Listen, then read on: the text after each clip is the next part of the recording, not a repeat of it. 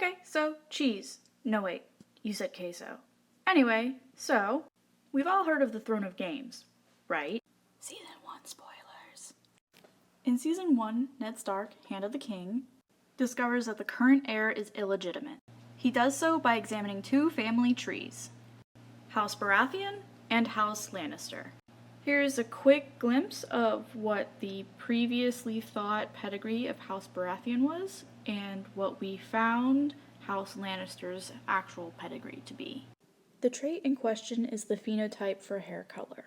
While House Baratheon doesn't particularly care, House Lannister is famous for their rare golden locks. With this in mind, let's take a look at a properly annotated pedigree for House Baratheon before this discovery was made. For simplification purposes, I will denote the traits dark hair being any hair color that is not golden or silver.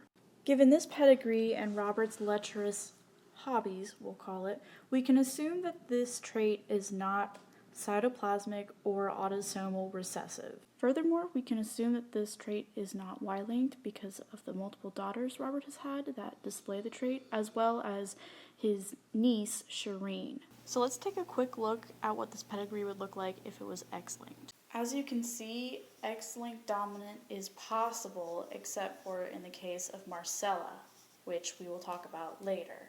X-linked recessive, on the other hand, is possible, however, would require selective breeding, which we know did not happen with Robert's hobbies.